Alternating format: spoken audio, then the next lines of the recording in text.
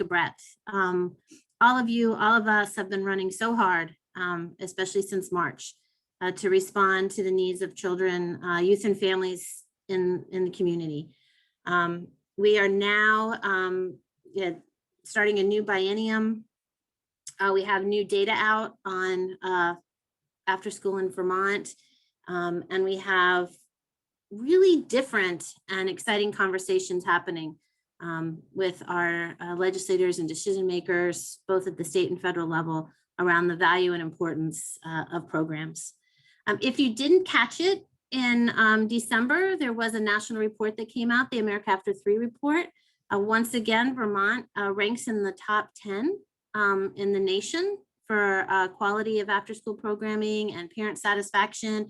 The percentage rate of parents responding to the survey who really thought that the staff were well qualified and cared about their kids was 96%. Like, how amazing is that? So as you're talking and thinking and advocating, explaining people about what you do in your programs, think about that data point, right? Top 10 in the nation and really high quality caring staff. There was another counterpoint data point in that same report that ranked us at the bottom of the pile in the nation for access, especially for children who qualify for a free reduced lunch rate, low-income children and families. We were at the bottom. But it does give us another important talking point, right? We know how to do after school well in our state. We have systems in place to support quality. What we need is more access, right? And to really ensure that access is there. So really important advocacy message that you can use in a lot of different ways. We're also here in a different place in our state today talking about after school because of the way all of you have responded during the COVID crisis. You have shown up over and over and over again. Essential childcare, remote learning, getting meals home, supports for families, summer program, even when you didn't have a building, in tents and woods and by the lake and on beaches, and then helping schools reopen and restart, then responding around the school-age childcare hubs, filling in on remote learning days, adjusting your schedules to meet the shorter school days and the needs of families and communities over and over and over again. You have shown up, and that has really come through strong in the reception and how the state is seeing the field and seeing what you do. So thank you for all of what you have done. You have helped to shine a bright light. And it's so interesting to me because so many of the conversations that are had about access and what our young people need in mental health and support, those are conversations that we have known in the field for a long time. And these concerns about disparity or working families not having supports, outside of the school day and so forth, or access to summer programs, that's a conversation we've had in the field for a long time. And COVID has just made that conversation brighter. So we need to use this moment, right, in time. We need to use this data that's coming forward about how strong we are as a community, and this data about the needs and how many ways that programs can fill in. I want to also, acknowledge the leadership. We are growing as a field across our leaderships. I want to do a quick shout out to Caitlin Irwin at the Greater Burlington YMCA and to John Armory with the Expanded Learning Program at Mount Abe.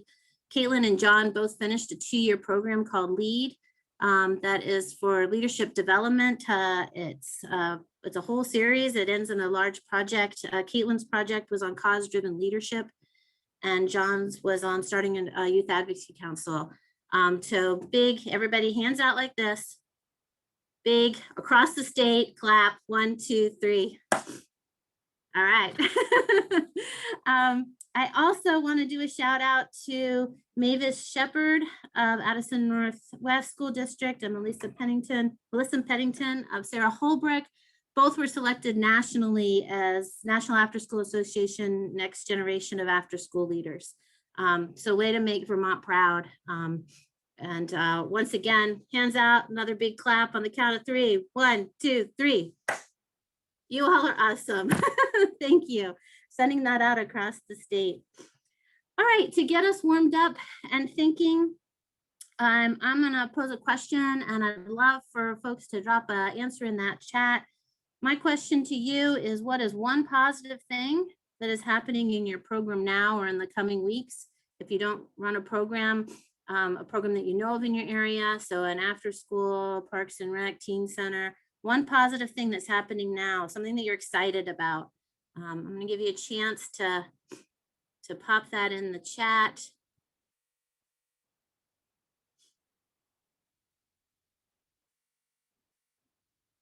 All right. Summer camp, nice. I love that you're thinking about that. Outdoor sports, skiing, youth council, awesome. Winter camping skills. Make friends, kindergarten girls, what a great idea. Fully outdoor program. Open registration for the summer. More activities for teens of color. Keep them coming in. What's the thing that you're really proud of? What comes to mind? I'm going to share one that's been happening at the state level around girls and non-binary youth participating in engineering clubs. So we have 13 clubs across the state working with Tracy Truzansky. Some of you I know or have been involved in supporting those clubs, and they've really been approaching engineering as caring and finding solutions.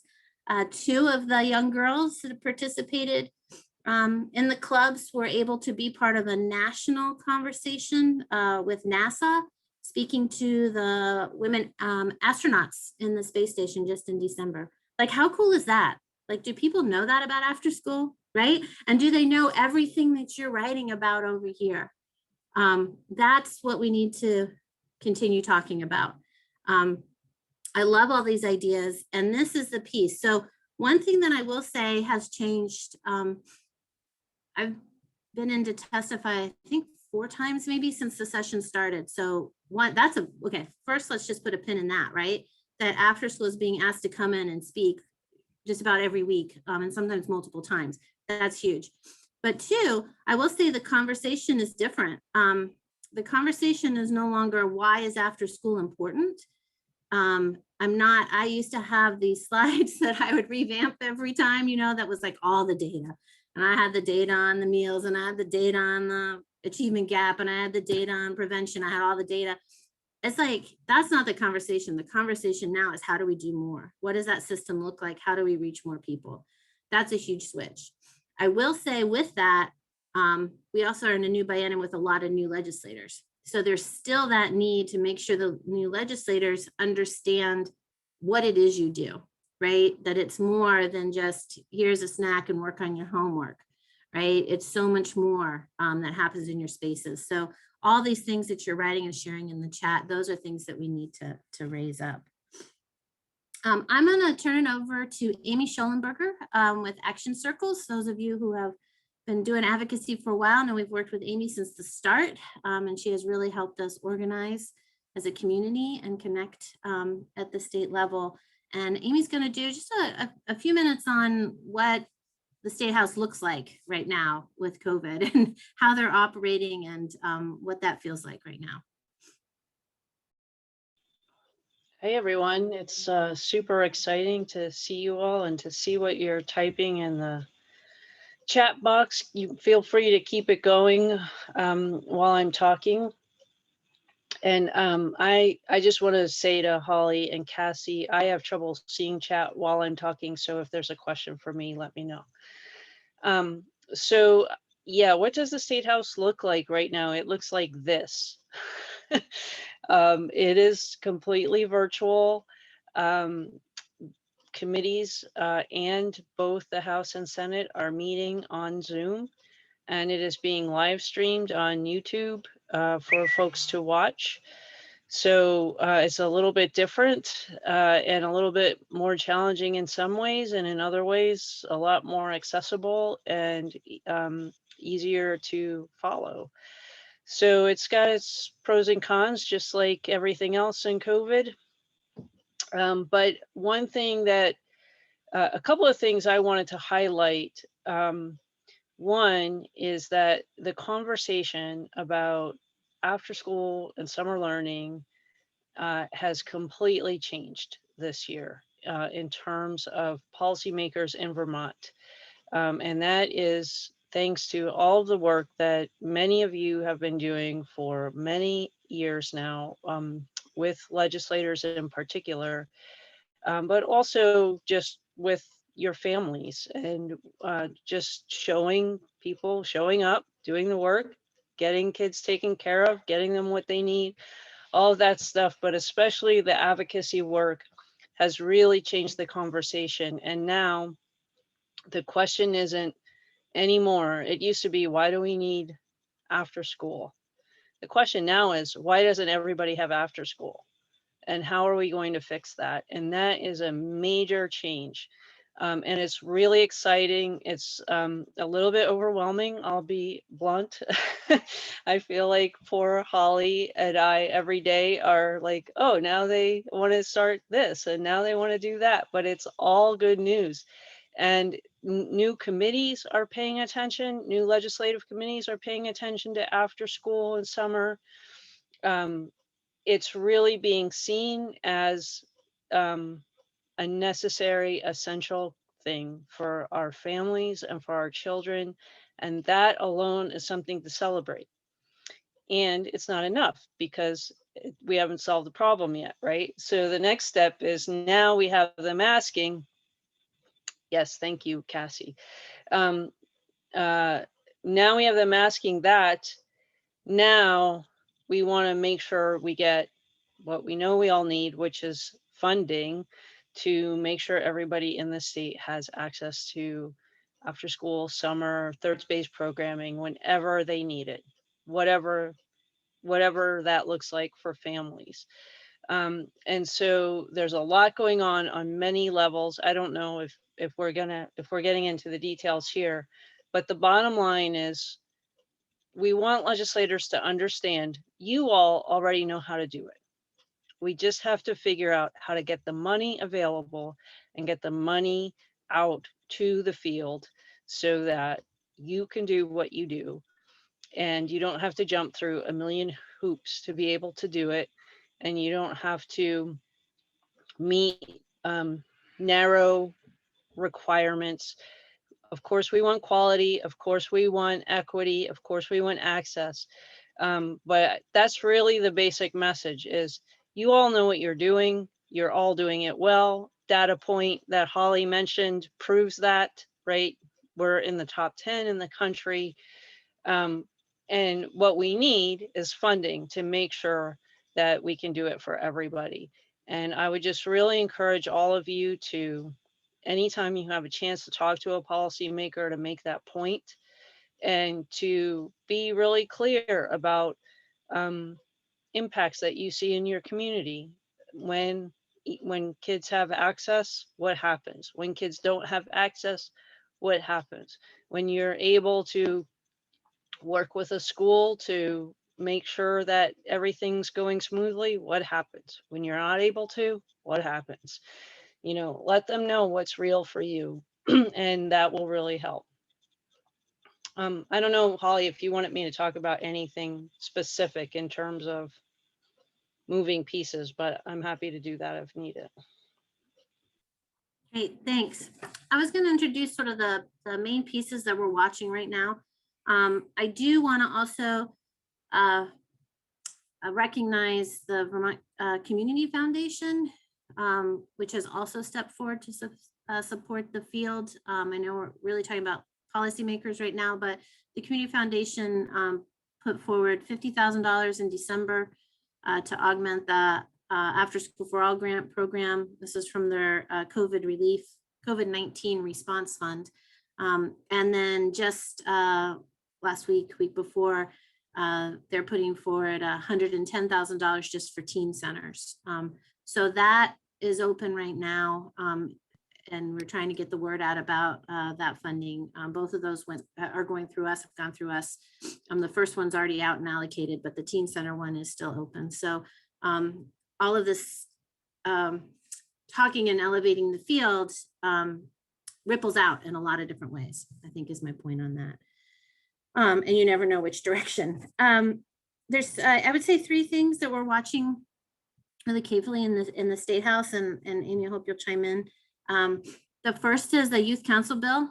So we've been talking about this for a while. So this was a bill that would create a state level youth council of young people to weigh in on issues and policies that affect the youth in Vermont. This was a bill, there was a bill originally introduced last session that was actually moving right along until COVID hit, and then it got stalled. And a group of 50 young people met throughout the summer and fall to continue that work and think further on how that could be implemented. And we are just waiting for the new version of the bill that incorporates a lot of their recommendations to be introduced. Representative Diane Lanfer is the main sponsor of that bill. So that is an awesome and incredible opportunity for all the young people you work with to have avenues to have their voices heard. I will say that the youth that have been working on it are very clear in recognizing that not every young person will sit on the youth council, but there has to be ways for every young person's voice to be heard up and through into the youth council. So they've been very intentional in how they've been thinking about it to design a process that allows for that. So they'll be able to have public meetings, they'll be able to have surveys and different ways to connect to youth all across the state. So it's something we're really excited about. And it's something that we're hoping all of you will help elevate and speak to so that we can get that bill moving again. Amy, any thoughts on the Youth Council bill? I'm really hopeful for the Youth Council bill this year, and I'm sure that you'll be hearing from the after-school team when there's moments of impact where you can yourself engage and or get young people that you work with engaged on that bill. But I do think, again, policymakers are starting to recognize the importance of this. And I think there is some enthusiasm for it, but it will need a push because there's money. There's money in the bill to pay stipends for the young people and to make sure they have support. And so it will take everyone sort of showing that there is support for it and that it should go all the way through in order to have it move. Thanks, Amy. Second bill that was just introduced last week, there is a bill, a community schools bill. It's in the House Ed committee. Not sure if this will go somewhere or not, but I am flagging it here at community schools. It recognizes 4 main points. You know, one is bringing sort of the healthcare into the building. So it's having like a central place where school meets needs of the whole child. The second component is after school, summer expanded opportunities for youth. And then there's a couple of other points about leadership and structure. But I want to flag it because if it does move forward, your voices need to be in that conversation about what that looks like, right? And so, you know, moving into that after school space is not just more school after school, right? It's all the positive youth development, it's the partnerships in the community and throughout the summer, right? A lot of different ways to support youth. So we'll if that starts to move, if they start to have hearings, we'll let folks know, but that's something to pay attention to as well. And then the big one, I was saying, I see David Wolpe's on this call as well, is the Universal After School Task Force. So this is a bill that was passed right at the end of the session, which was just last fall because of COVID, that created a task force that is charged with how does Vermont set up a system to provide universal access to after school and summer programming across the state. And the directive that we've heard, you know, from the governor's office is they really want a system where every child and young person has a place to be every afternoon. And they want a system that's flexible and adaptable. So that task force has had 3 meetings so far and is only allowed to have 6. So there's not a lot of time left. But one of the things that I want to do on this call is to share some of the conversations that have been happening in that task force, and then use a Mentimeter survey to get some of your input into how you would like to see some of those conversations go. So we're going to come back to the task force in in that piece. Amy, did you want to say anything about either one of those, task force or? Well, I'll just say this is a sign. I mean, it sounds a little bit boring when you talk about a task force and writing a report and blah, blah, blah, blah. But really, this is a huge shift. The governor called for universal access to after school last year in his speech starting out the year. He has remained committed to that. He has put resources into the task force in the form of his staff. And, you know, again, this means the question isn't should we, the question is how are we going to do it? And it's a major shift. So even though it seems kind of dull and bureaucratic, it is the way we're moving this issue forward. And it's when that report comes out, there will be recommendations in it to move towards universal after school. And that's when we're really going to need all of you to get active to support moving in that direction, because money, policy, all of those things may need to change. And so we'll need the legislators to take action on that. Thank you. So the opportunities to take action are upon us, and there will be more going ahead. We have organized advocacy committee, which I see a number of you on here. Thank you for being here. And Heather, I see you're on as well from the task force, has organized really a week of action. This is our traditional time of the session when we would be in the State House and we'd have 60 or 70 youth ambassadors all over that State House, meeting with local leaders, testifying. We're not able to do that in the same way. So we want to, but we still want to be heard, right? And to use this opportunities. So next week on Monday evening, I believe, is opportunities to testify on the budget.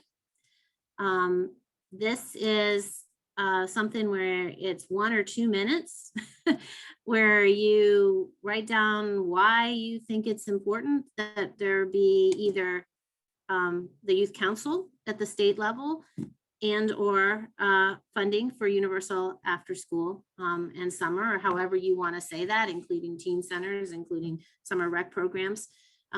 Cassie can help on some sort of framing of the language of how to lay it out, and then you put your personal story in. You speak for 2 minutes or less, and that is a way that it shows all the appropriations committees that this is an issue across the state that people would like to see attention and money put forward. Amy, any additional directions on if folks are interested and willing to testify on the budget? Yeah, I think basically it'll be Zoom like this, right? So you'll be stuck in a waiting room and then you'll pop in when it's your turn. There will be a timer on the screen, so be prepared for that. They cut you off when you get done talking, but also really know that the legislators take this testimony very seriously. Like this is their one chance to hear from the people of the state of Vermont on the budget, and they do listen and they do actually talk about your testimony after the hearing. So they won't respond to you in the hearing because that's actually the rule for public hearings. But they do discuss it later. I've heard people when they're like weeks later, they'll be talking about a topic and they'll be like, oh yeah, that lady that came in, she talked about da da da da da, and they'll repeat a story that they heard. So it can really make an impact if you can take the time to sit there for a while and give your 2 minutes and make your voice heard, or your young people can do that as well. So Cassie will get the information out for how to sign up. If you are going to do it, please let us know so we can keep track of who's doing it and cheer you on. And Cassie's also put the links in if you want to follow the testimony. So that's the link just to listen. We'll get you the link to also sign up. But it's a great way to get the word out there. Another option, so that would actually be lobbying, right? Because you're asking for the state to do something, right? And to put money towards something. It's Another only option, lobbying if you're getting paid for it. well, that's true. Yes. Yeah. So if you're doing it on your own time, or at the 6 o'clock time, and you're not getting paid for it, you're fine. Something that all of us can and should be doing is one-on-one meetings, especially for new legislators. If you have a new legislator, you know, this is reaching out. It can be a phone call on a Sunday afternoon. That's usually when I call mine. They're around, they want to hear from you.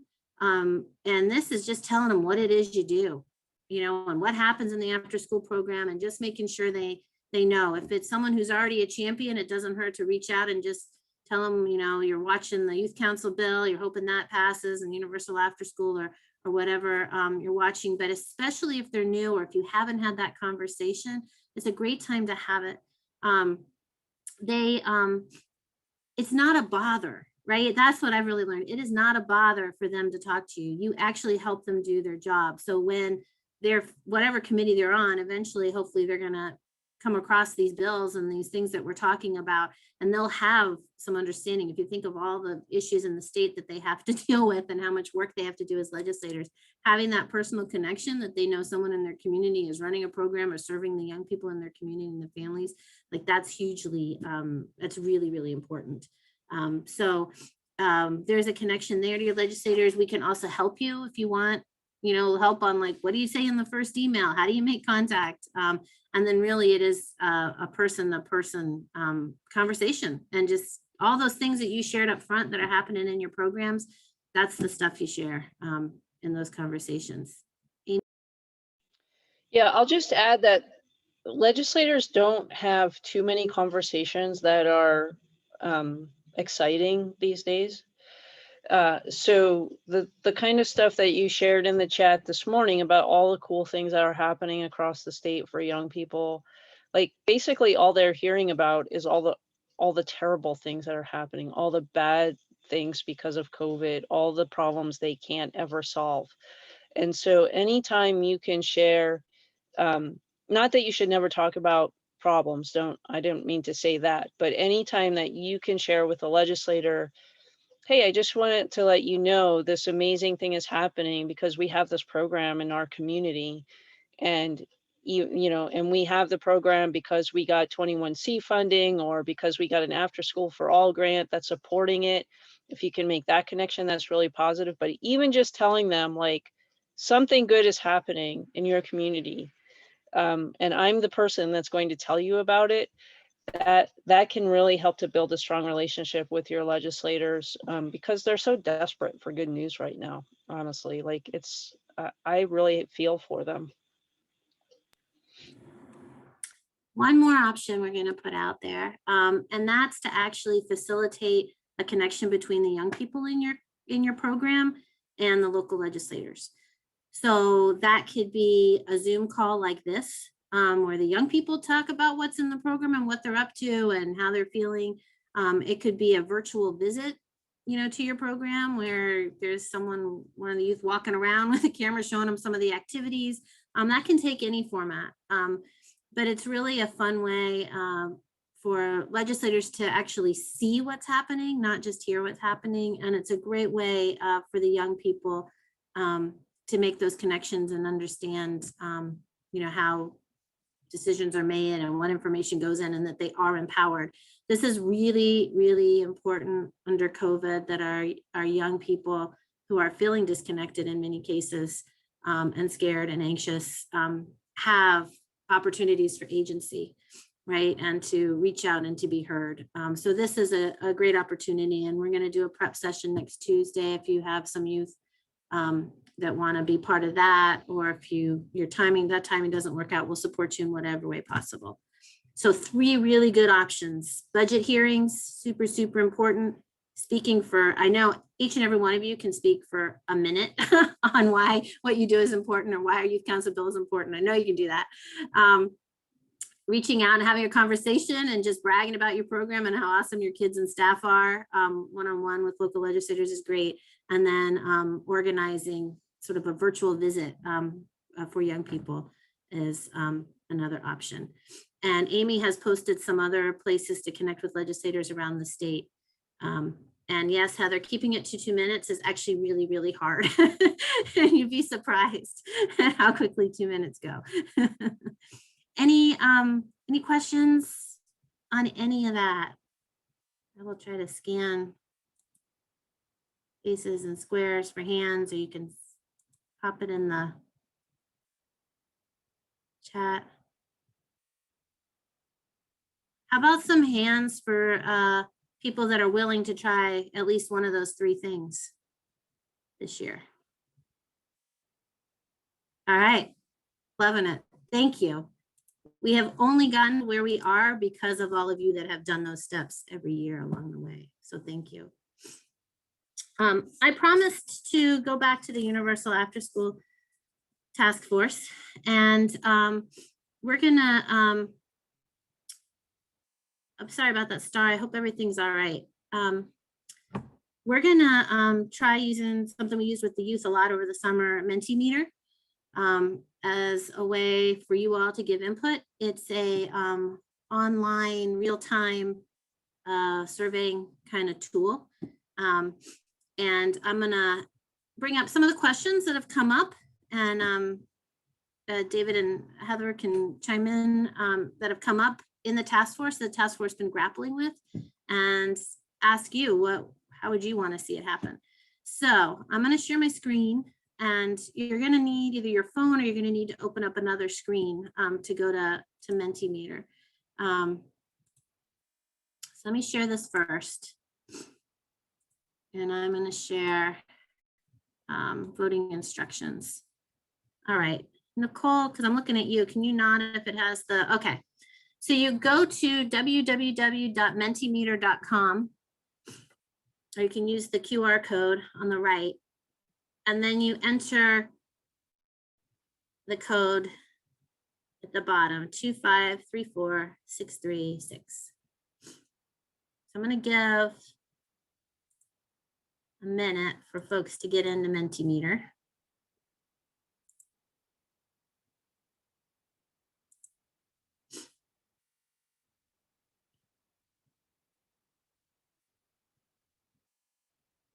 And once you get there, you should see this screen. Oh, and people are already jumping on.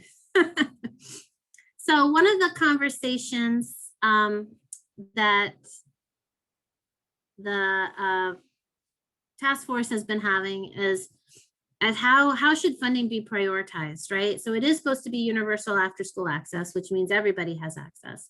But we might not have all the money, right, up front on the very first day. So this first question is, what do you see? What do we see as a community as the highest priorities? I know there are other priorities, but these are some of the things that have come up in different ways in the committee. And so you can use your, you can mark where you want it to be. I can hover over it and you can sort of see where the scores are coming in.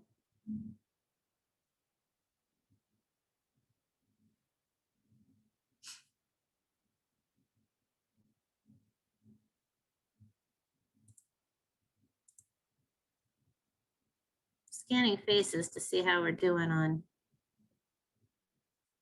people able to access. Yep. Okay. Thanks, Bill.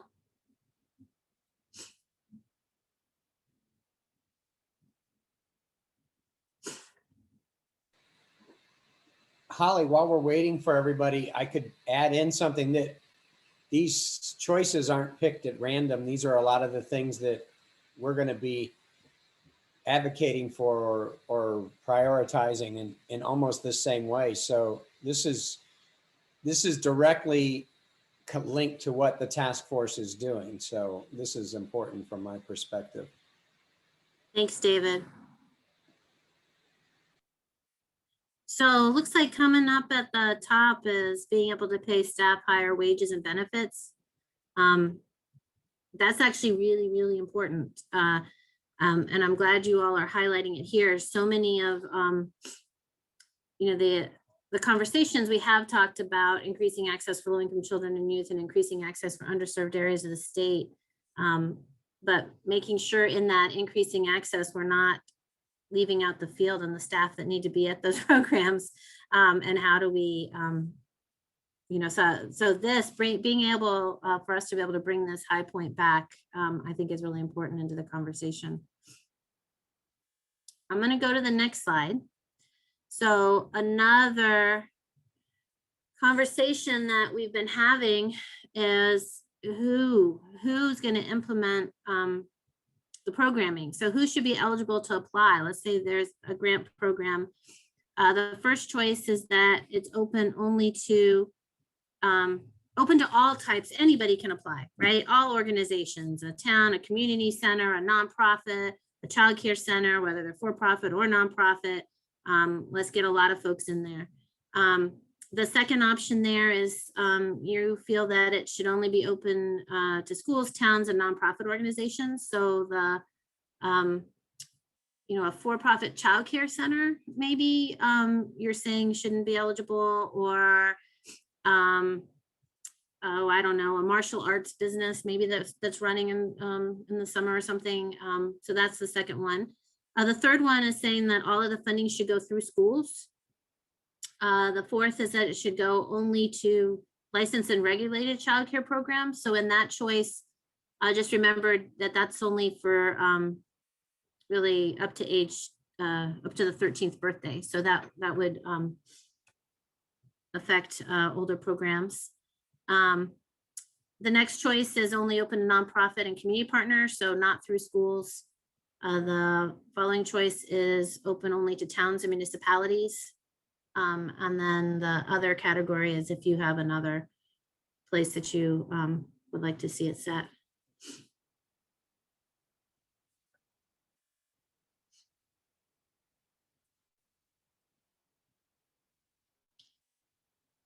David or Heather, any thoughts on eligibility and some of the discussions in the task force so far? One of the things that kept coming up is the feeling of community collaboration being essential, that it's not like looking at it as not necessarily, it's not one community domain's challenge, it's the whole community's situation that we're looking at, and making sure that collaboration is open and that we're working together instead of against other organizations, competing against. Yeah, and I would add to that, not only are collaborations really important, which ties into the fact that lots of places should be eligible for this money, but also that we'll have an opportunity for new funding streams. And that's partly what we're doing with this task force. But it's important to me, and I hope a lot of people, that this new funding stream won't be a duplicate or added into something already existing. We want this to do new things, and I really latch onto the notion of universal after school care, which makes me pleased to see all the votes down at the left side of this, because if you want to, obviously the funding needs to be available to lots of people, and not only that, but just because you're eligible to apply for it doesn't automatically mean somebody's going to get it. So you'd still have to have a good quality program, and that's why I think that's really important. Thank you. All right, here's an interesting one to play with. So we have been talking some about the types of programming and what happens. So this question gives you 100 points, and you can allocate it across these 10 options. So if you think everything expanding programming in all of these areas is equal, just put 10% in each one of them, right? Because I gave you 10. If you think social and emotional learning and youth voice are the main areas, you could put 50 and 50. So this one takes a second to sort of to think through how you want to spend your money, your points.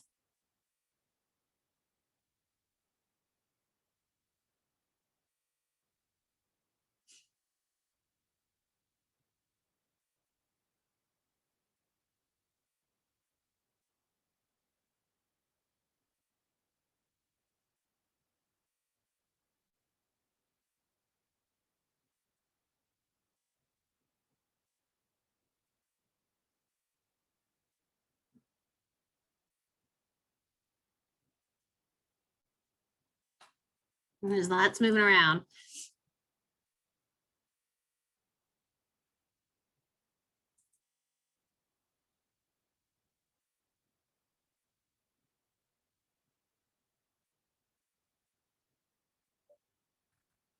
All right, still 20 seconds to get your votes in. It's like social emotional learning, youth voice, mental health and wellness, outdoor adventure.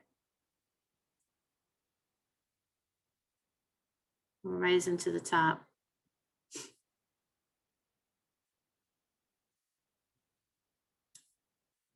All right.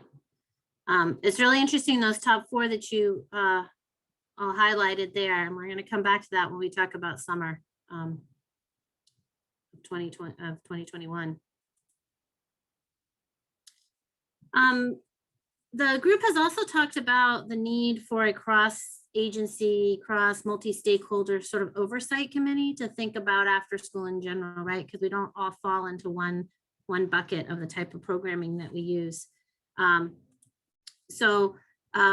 This question, you can choose up to 5, but if you're thinking about which agencies should be involved and sit on an oversight committee, which ones, do you work with in your program? Which ones do you think are important to have sitting at that table? So you can choose 1, you can choose 5. If I didn't list something that you know of, you can use that other category. It's been so interesting during COVID to really see how diverse our field is, right? From Agency of Commerce and Community Development, working with a lot of parks and rec programs and summer camps and child development division, licensing, and Agency of Education with schools, and Department of Health really has held us all closely, right, throughout all of COVID.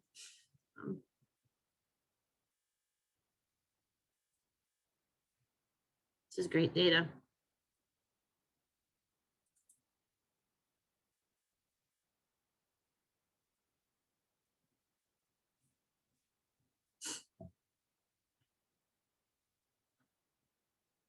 All right, looks like the bars are quieting down. There's some more bumps.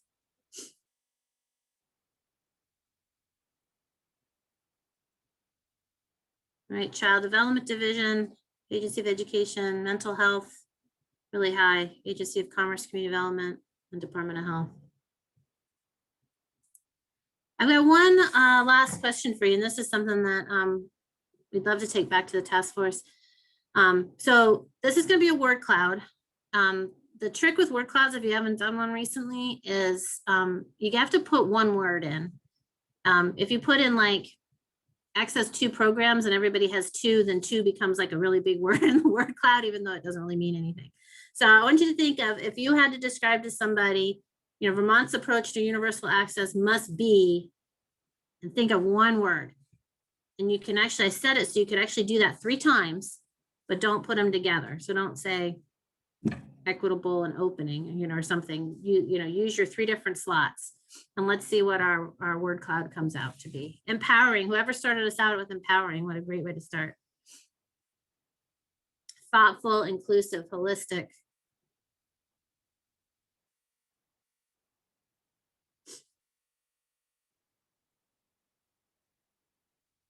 Equitable, diverse, versatile, multifaceted, creative, gender informed, holistic, collaborative, engaging, adaptable, social,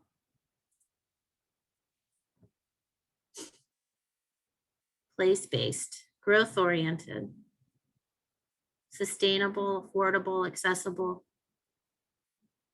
That report that I talked about in December, when it talked about barriers to participation in Vermont, there's 3 barriers that were named in that report. One was areas of the state where there are no programs. So just plain out access, there's nothing there. The second barrier was cost, so affordability. And the third was transportation. So a lot of what you're getting at here about equitable and inclusive and accessible would speak to those. What a great, inspiring, youth-driven. Love it. Anti-racist. Right, in a really intentional way. Wise. Awesome. Thank you. I am going to close out those. I'm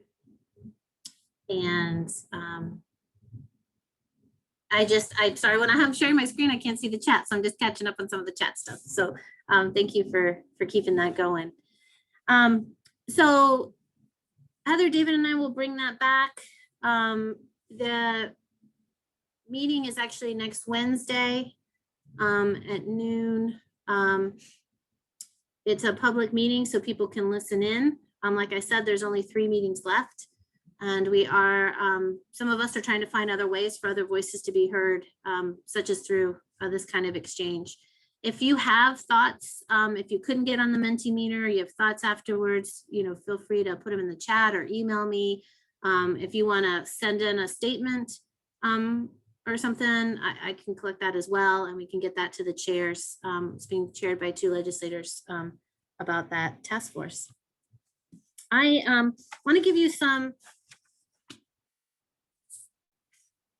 quick national updates in the time we have left. Before I do that, I have another question for you in the chat. And my question is, if you had additional funding tomorrow that would help your program over the next 3 to 6 months, how would you use that funding?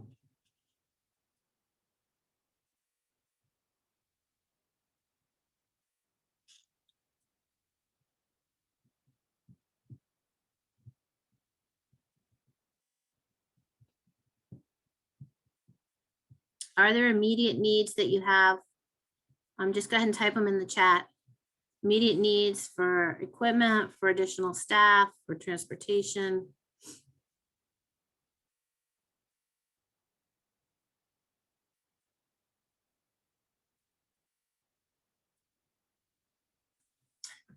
While you're thinking about those needs, I want to tag there's 3 potential funding pieces as part of the new relief funds, federal funds. There's some money through the Elementary and Secondary School Emergency Relief Fund. It's called ESSER 2. For Vermont, it's about $126 million. Most of that, 90% of that goes to districts. So there is education dollars that can be used for after school that is allowed, that is coming down through ESSER 2. So if you have in relationships and connections with schools, those are really important conversations to be having now. There is also about $12.8 million through the Consolidated Appropriations Act of 2021 that's coming down through childcare. So the Child Development Division and Department for Children and Families are in conversations now about how that might look. A lot of what I've heard them talking about are flexible dollars for regulated and licensed programs to use. Please be involved in those conversations. And no one has written in the chat how they would use these funds. Be thinking about it, right? Be thinking about what you need and how you would use them if we can get access to them. The third, there is some funding in a Governor's Emergency Education Relief Fund as well, Gear 2, and that's about 1.4 million. Once you set aside, there's some set aside for private school funds. So there are dollars that are flowing, and it's really important that that we're in that conversation so that they can flow towards your programs and help your programs. So really helping us understand what it is you need, what would be most helpful is really important. I'm going to share one more thing. And this is some data that I want to share. We have, under the Vermont Youth Project, we have 5 communities, 3 in Franklin County and 2 in Rutland County that are participating on this 5-year project to really support youth in their community. And as part of that, there's an annual survey that they do, and we're partnered with researchers from Iceland on the survey, and it's all about risk and protective factors. And This year, they did the survey even with COVID in October. And the beautiful thing about the survey is that you get the results back within 6 to 8 weeks, right? So, and they surveyed in these communities all of their young people in 7th through 12th grade. And that actually to have the data back to be able to understand that what's going on with our young people is so powerful. But what I'm sharing here are just some of the high points of what young people are saying. So this year there are mental health questions in that survey. And we also incorporated some COVID related questions. So some of the positive things, our high schoolers say their parents know where they are in the evenings. Our middle schoolers are talking about getting caring and warmth from their parents. Really important data point, protective factors, that parents know the parents of their friends, and that kids feel safe in their communities, right? But this next slide is the one that I want to draw our attention to. In the past month, 28% of youth never felt confident in their ability to handle personal problems. And 29% felt like things were never going their way. Right? Almost a third of our young people. 38% felt that difficulties were piling up so high that they could not overcome them sometimes or often in the past month. Right? Almost 40% of our young people are so overwhelmed by these difficulties that they can't feel that they can handle them. Almost half say that COVID has made their mental health worse. As well, over 57% of 11th, 12th graders say it's hurt their educational experience. About half it's worsened school connections. Over half say they're more lonely due to COVID, and almost half feel they're more anxious. There was also a question in there, and it was about, I think, 45% or something, that concerned not only about their own mental health, but about the mental health of those around them, which is also telling. 41% had nervousness in the last week, and 35% had sleeping problems. Yeah, sad, but not surprising. But the reason I bring it up here is I feel like I'm in like a little village in Bavaria, and I run to the town center and I'm ringing the bell like really, really loudly, right? I think we all need to be ringing the bell about not just the winter and spring, but about summer 2021. There are not enough conversations happening in our state right now about how we are going to serve and support our kids with reentry, with reconnection, with belonging. We're not having them. We're not having them at the state level. We need to elevate that issue. All of you, I know, start planning. If you're running summer programs, right, you really start planning in the fall for summer to have a good summer program. It's already February. Every single one of those school plans that are being written about like reopening and how to carry forward should be including you in it, right? Should be including a really comprehensive summer program that focuses on positive youth development.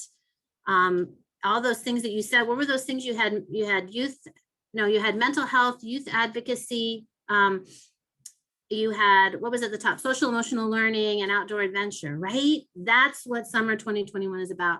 We haphazardly, in a way, got through summer of 2020, right? There were programs in some areas, not in others. Some kids had access, some did not. There is no excuse for us to do that again as a state this year.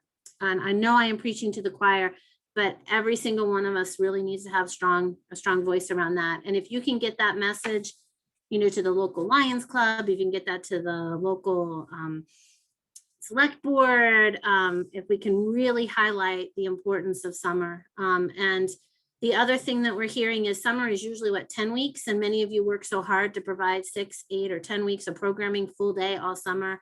There is some talk about summer actually may end up being even longer this year because there's no snow days, and school schedules may shift. So we may be looking at a 12-week summer. What are we providing and doing for our young people?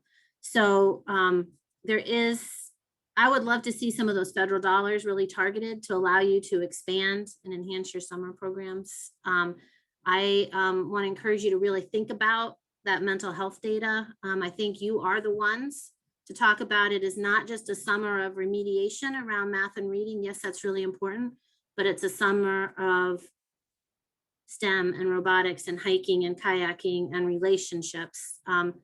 The term, this is my last charge to you in these 2 minutes that we have left. The term I've been floating is a summer of connection and learning. I don't know if that's the right term. So my last request in the chat is if you have an idea of what should be in that term, like, right, when we're talking to decision makers, when you're talking to education leaders, what do you want? Yeah, connection. What is it? Belonging? What is the summer of 2021, and how do we as a field want to talk about it, and how do we want to shape it?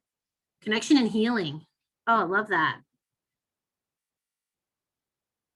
Other thoughts? Yeah, reintroducing people, bringing them back together. Authenticity, screen-free. Oh my gosh, a screen-free summer. Connection, opportunity, and community. Yeah, emphasis on strong community building. Physical activities, teamwork, self-care. Yep, youth agency, I can do something, right? New. Have a voice. Heal, bringing up healing again. I really appreciate you all bringing that up. Resilience, community. Relationships, achievement, belonging, youth voice and choice. So I know many of you, rejuvenation, it's great. Some of you at the beginning shared that your camps are already half full and things are filling up. Thank you for what you're doing on that planning. That is a great thing to talk to a local legislator about, like, hey, I'm already planning for next summer and here's why it's important.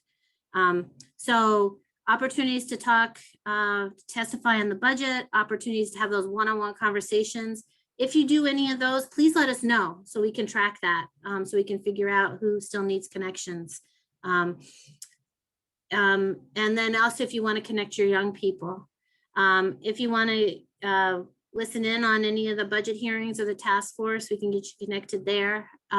If you want to submit something that those of us on the task force can share with others, that's also great. And if you come up with some more great terms for what we're going to do around summer, please share those. And everybody you speak to, please be talking about summer 2021 as this summer that we really need to take with gusto and care and healing, as you said, for our young people. So thank you for being here. It is 2 o'clock. Thank you for being part of our advocacy afternoon. Nothing works without what you do on the ground.